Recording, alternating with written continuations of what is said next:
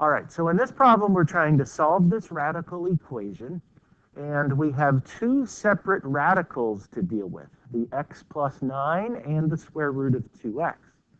And they're separated by a subtraction sign. So one thing I want you to realize is we're not allowed to combine those together. You cannot take the square root of 1 minus the square root of something else and combine them into 1. This is not permitted, all right? That's only permitted for multiplication and division, not addition or subtraction. So rather than combine these, what we're actually going to do is separate them. We're going to keep the square root of x plus 9 on the left, and we're going to add the square root of 2x over to the other side. So it'll become positive root 2x plus 3 over there. All right?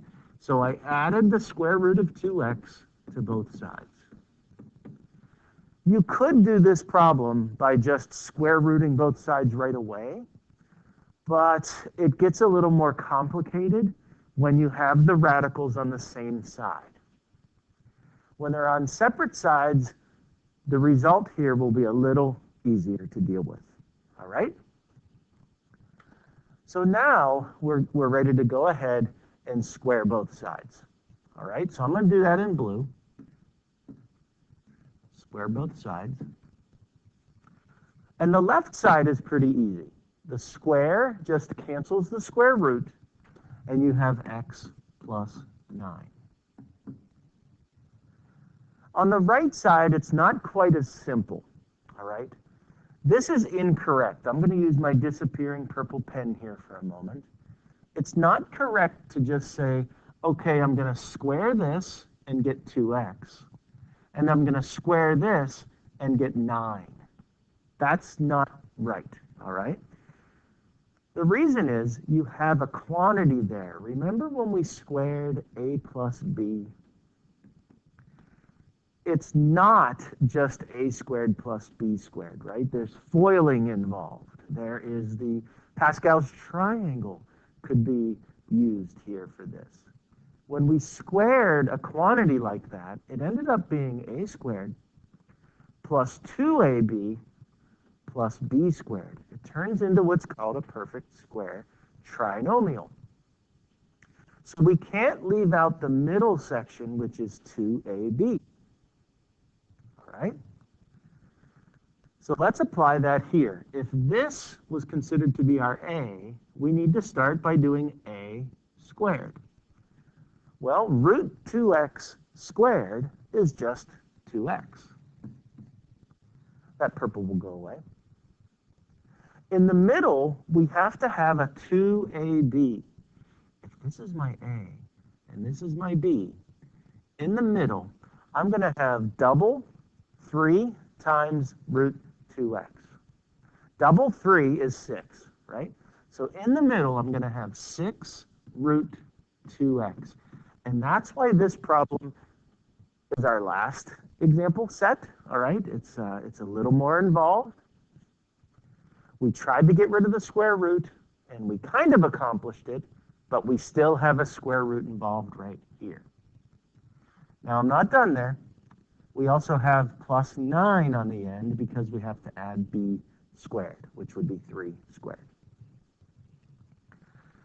Okay, so at this time, what we want to do, normally in these problems when we see x squared show up, right? And everybody wants to get to x squared side of the equation. If we don't have an x squared yet, but we still have a square root, it's kind of the opposite. Everybody wants to run away from the square root.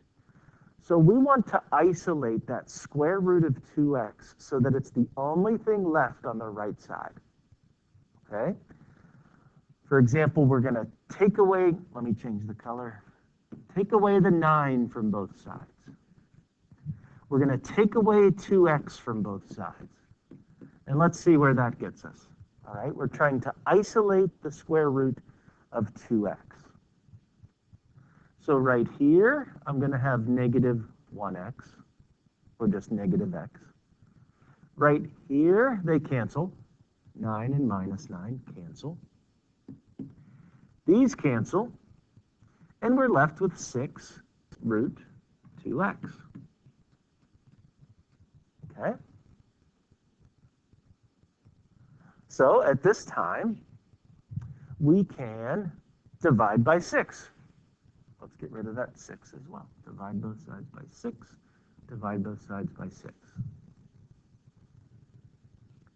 So dividing by 6 on the left gives me negative 1/6 x. On the right, I have just root 2x. Now it's time to square both sides. All right? We can now square both sides to finally get rid of this radical. We're trying to eradicate the radical from the problem so we can solve for x. So in blue, I'm going to wrap both sides with parentheses and square them. Let's do the right side first because it's easier. Right? It's just 2x. When you square the square root of 2x, you just get 2x. On the left, first of all, let's just take this piece by piece. The negative is going to go away, right? Because we're squaring it. And when you square a negative, it turns positive, right? When you square the 1, it's just 1. When you square the 6, you get 36. You have to also square x and get x squared. So I'm going to choose to write this as x squared over 36. If you wrote it as 1 over 36 times x squared, that's fine. Let me erase this. I need some more room here. In the next line, I'm going to multiply both sides by 36 to get x squared by itself. All right? Or you could think of it as cross multiplying. Put this over 1 and cross multiply. Either way you think of it, you get x squared equals 72x when I multiply both sides by 36. Now we have an x squared in our equation. And this is where typically you'd say, all right, x squared is like the king. Everybody joins the x squared on its side of the equation, and we're going to do that here. We're going to bring that 72x over to the left, set it equal to 0. Now for factoring here, we don't have a trinomial. You don't have to put the 2 sets of parentheses and try to think about, what multiplies to the c to give me add up to the b. Instead, all you do is you see that they both have x, so you factor out that common x. I believe in the past I've called that undistributing, right? Doing the distributive property backwards with the x. So that leads us to the conclusion that x could either equal 0 or x could equal 72. And I was about to put my pen down, but we have to check to make sure we don't have an extraneous solution, all right? So before we move on, we have to double check to make sure 0 and 72 both work. I think 0 is okay. Let's check it. Let's take 0 and imagine that it's now substituted for the x. So you get the square root of 0 plus 9.